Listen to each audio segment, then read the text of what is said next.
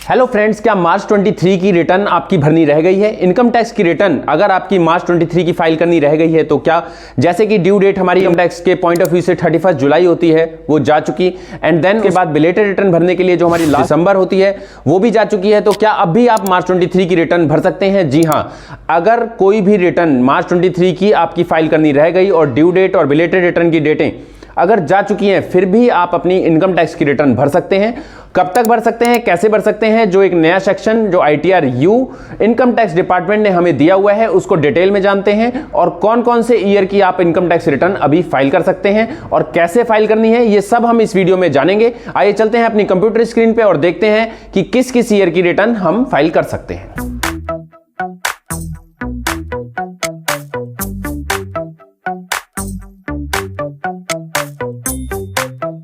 Friends, आइए देखते हैं कि ITR U फॉर्म जो हमारे इनकम टैक्स डिपार्टमेंट ने जो एक नया फॉर्म निकाला है, ये किसके लिए है और किसको फाइल करना है, और इस फॉर्म को हम कैसे फाइल कर सकते हैं और क्या क्या इंफॉर्मेशन इस फॉर्म के अंदर मांगी जाती है, उन सबको हम डिटेल में इसमें जानेंगे। सबसे पहले देखते हैं what is ITR U। ITR U क्या है? इसे कहते हैं updated income tax return. Updated income tax return का मतलब है यानी कि या तो आपने रिटर्न नहीं भरी हो या फिर भरी हो और कुछ गलत इंफॉर्मेशन डल गई हो, उन सब चीज़ों के लिए अपडेट करने के लिए अपनी इनकम टैक्स रिटर्न के लिए ये फॉर्म लेके आए ITR U।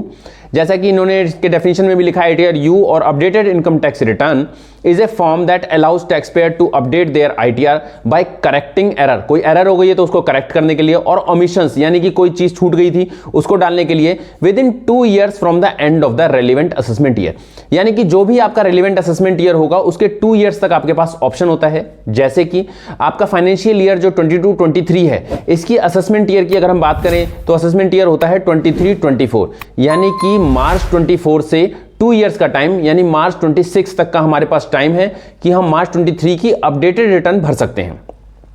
यानी मार्च 23 की अगर कोई इनकम टैक्स की रिटर्न भरना चाहता है तो वो मार्च 26 तक अपनी अपडेटेड रिटर्न में अपनी कोई भी या तो कोई चीज डालनी रह गई या फिर आपने रिटर्न नहीं भरी तो उस रिटर्न को वो फाइल कर सकता है इस ऑप्शन के थ्रू।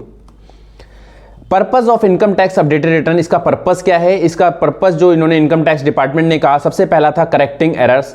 कोई रेक्टिफाई करनी हो मिस्टेक, हमारी ओरिजिनल रिटर्न जो हमने फाइल करी थी उसके अंदर कोई मिस्टेक हमसे हो गई, उस मिस्टेक को अगर हम करेक्ट करना चाहते हैं तो आप ITR U भर के अपन उसकी जो अपनी एरर है उसको करेक्ट कर सकते हैं।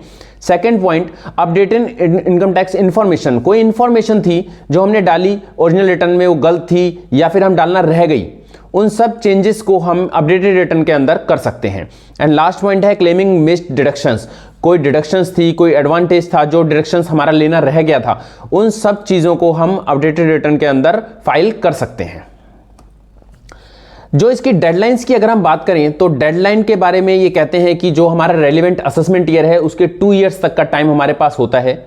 यानी कि जो भी टाइम पीरियड चल रहा है हमारा जनवरी 24, इसमें आप देखेंगे कि हम 3 years की रिटर्न फाइल कर सकते हैं। अगर किसी की फाइनेंशियल ईयर 2021 में भी कोई मिस्टेक रह गई या कोई ITR आपने नहीं फाइल करी थी तो वो रिटर्न भी आप 31 मार्च 2024 तक फाइल कर सकते हैं, क्योंकि रेलिवेंट असेसमेंट ईयर जैसे कि 22 था उसके 2 years तक का हमारे पास टाइम होता है, तो 22 की रिटर्न 24 तक यानी कर सकते हैं। तो ऐसे ही जो ये टाइम पीरियड है 1 जनवरी से ये जो जनवरी चल रहा है यानी 31 मार्च 2024 तक आप अपनी इनकम टैक्स की 3 रिटर्न फाइल कर सकते हैं। अगर आपने कोई रिटर्न नहीं फाइल करी है तो आप 3 इनकम टैक्स रिटर्न इस ड्यूरेशन के अंदर फाइल कर सकते हैं। इसमें इन्होंने डिटेल में बताया कि 21 की रिटर्न आप 31 मार्च 2024 तक भर सकते हैं, और 22 की रिटर्न जो है वो 31 मार्च 2025 तक कर सकते हैं, और 23 की रिटर्न जो है 31 मार्च 2026 तक कर सकते हैं। यानी कि आपको चेक करना है रेलिवेंट असेसमेंट ईयर के 2 years तक आप अपनी अपडेटेड रिटर्न फाइल कर सकते हैं। अब किस किस केसेस में हम इनकी अपडेटेड रिटर्न को फाइल कर सकते हैं? सबसे पहला केस आता है did not file the return, यानी हमने कोई अपनी इनकम टैक्स की रिटर्न नहीं फाइल करी थी। मिस्ड रिटर्न फेल्ड डेडलाइन, यानी कि जो रिटर्न फाइल करने की डेडलाइन होती है जो 31 जुलाई होती है वो हमारी चली गई। And the belated return deadline, और यानी कि जो बिलेटेड रिटर्न के लिए भी होती है यानी 31 दिसंबर जो हमारी अभी थी 23 के लिए, वो भी रिटर्न की डेट अगर हमारी चली गई है तो हम इस सेक्शन का यूज करके ITR U के अंदर अपनी इनकम टैक्स की रिटर्न फाइल कर सकते हैं। Income is not declare correctly, यानी कि कोई हमने इनकम जो डिक्लेयर करी थी वो करेक्ट नहीं थी, तो भी हम ITR-U की हेल्प ले सकते हैं। Choose wrong head of income, यानी कि हेड ऑफ इनकम हमने कोई गलत सेलेक्ट कर दिया, अगर वो उसको भी चेंज करना चाहते हैं तो हम ITR-U के थ्रू उसे भी कर सकते हैं। Paid tax at wrong rate, अगर हमने टैक्स जो पे किया वो करेक्ट नहीं किया है तो उसको भी हम यहाँ पे रेक्टिफाई कर सकते हैं। To reduce the carry forward losses, कोई कैरी फॉरवर्ड लॉस थे और लेकिन हमारा कोई एडजस्टमेंट रह गया था तो वो अगर रिड्यूस करना है तो वो ITR-U के थ्रू आप कर सकते हैं। ऐसे ही कोई अनअब्जॉर्ब डेप्रिसिएशन है तो उसके लिए भी आप ITR-U की हेल्प ले सकते हैं।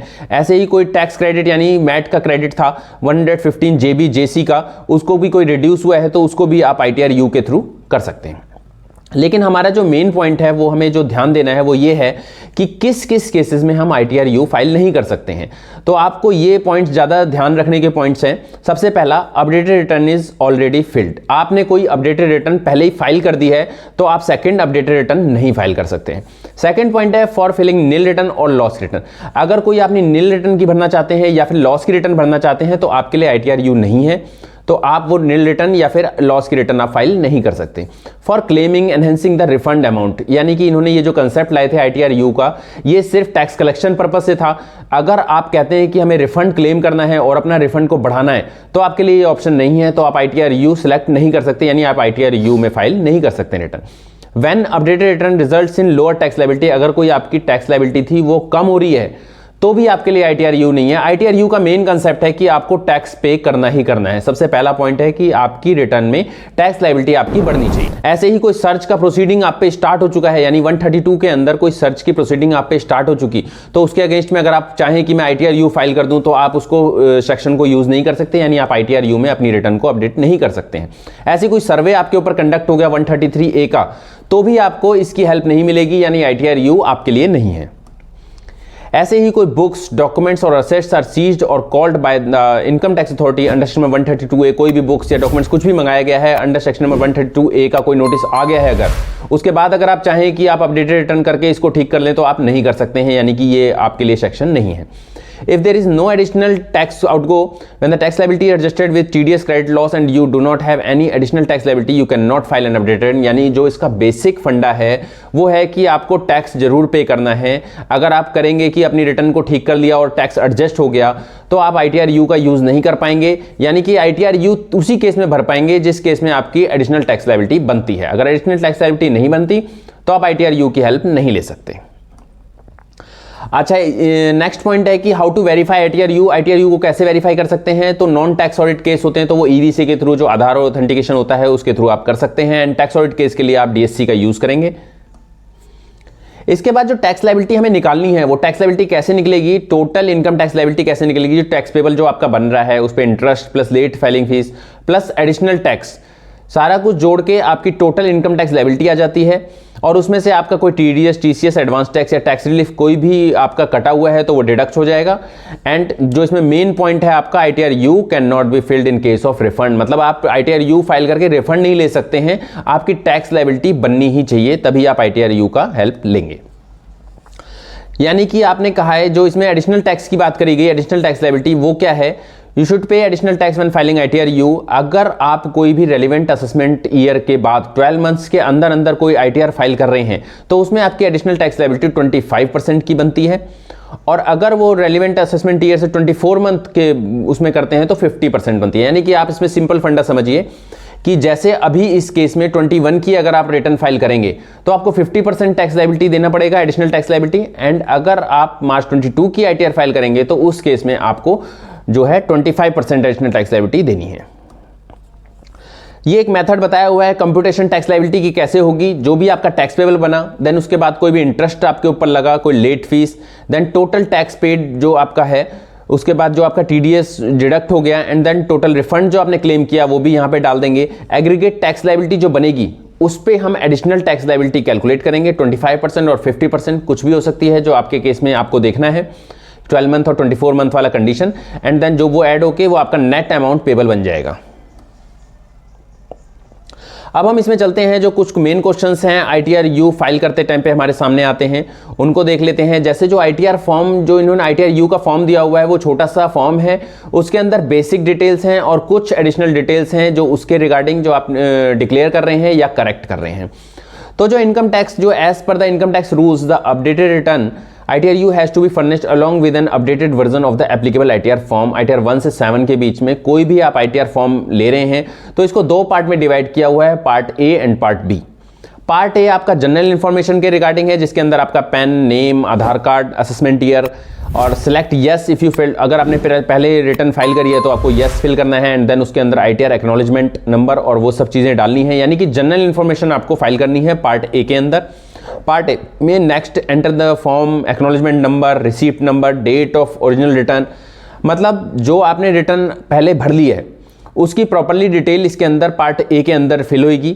Check the eligibility condition mentioned above and select the appropriate option. आपको वो कंडीशंस देखनी है कि आप इसमें एलिजिबल हो रहे हैं कि नहीं, ITR U आपके लिए है कि नहीं, उसमें से सिलेक्ट करना है आपको appropriate option and select the ITR form number. फिर आप ITR फॉर्म नंबर सेलेक्ट करेंगे कि आपके ऊपर कौन सा ITR फॉर्म एप्लीकेबल हो रहा है। You must now select at least one reason for updating the ITR U। इसमें कई सारे मल्टीपल सिलेक्शंस होते हैं, मतलब ऑप्शंस होते हैं, उसमें से आपको एक ऑप्शन सेलेक्ट करना है कि आप ITR U क्यों फाइल कर रहे हैं, उसका रीजन क्या है। All if 12 months have been elapsed from the end of the year in which you filled the return, select 12 to 24 month option, else up to 12 month option। अगर आपका जो टाइम पीरियड है वो ज़्यादा हो चुका है तो 12 से 24 मंथ ऑप्शन सेलेक्ट करेंगे, और अगर 12 मंथ के अंदर अंदर है तो अप टू 12 मंथ सेलेक्ट करके आप आगे प्रोसीड करेंगे।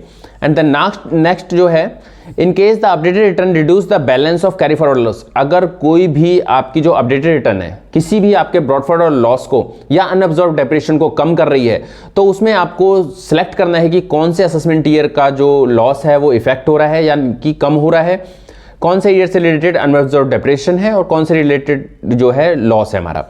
देन पार्ट बी की बात करें तो पार्ट बी में जो हमारी है टोटल अपडेटेड इनकम और टैक्स पेबल कैलकुलेट होता है। उसके अंदर हमें ध्यान से देखना है कि enter the additional income figures in each head of income, A detailed breakup of each head is not required. सिर्फ हमें यहाँ पे टोटल एक फिगर डालनी है, किस हेड में हम कितनी एडिशनल इनकम डाल रहे हैं, चाहे वो हाउस प्रॉपर्टी की है, चाहे वो बिजनेस की है, कैपिटल गेन में है, तो आपको एक टोटल फिगर डालनी है, डिटेल में नहीं डालना, लेकिन एक फिगर आपको कैलकुलेट करके इस हेड के अंदर डालनी है जिस हेड में हम डिक्लेयर कर रहे हैं। Enter the income declared as per the last return, और फिर जो हमने लास्ट रिटर्न में जो अपडेट कर दी थी, यानी पहले जो हमने ITR फाइल करी थी उसमें जो डिक्लेयर करी थी वो इनकम की डिटेल डालनी है। Enter the total income amount, you can find this from part B TI of the ITR form, यानी कि जैसे ही आपने देखो एक तो लास्ट ईयर की जो ITR फाइल करी थी वो डाल दी, प्लस एडिशनल इनकम जो आप डिक्लेयर कर रहे हैं वो डाल दी, तो दोनों का टोटल आपके सामने आ जाएगा। The amount payable if any you can take it from the amount payable section of part B TT of the ITR form. उसके बाद आपके पास टोटल अमाउंट पेबल आ जाएगा। अमाउंट रिफंडेबल, अगर कोई आपने पहले ले रखा है उस रिफंड अमाउंट को यहाँ पे मेंशन करना है। Enter the tax payable amount as per the last return, last year return में जो आपने टैक्स पे किया है उसको मेंशन करेंगे। However, if a refund was claimed, अगर आपने पिछले ITR में रिफंड क्लेम कर दिया, then enter the claim amount. If you have received the refund, enter the amount of refund received including the interest amount. अगर आपको with interest amount आ चुका था, रिफंड हो चुका था, तो वो सब फिगर यहाँ पे मेंशन करनी है।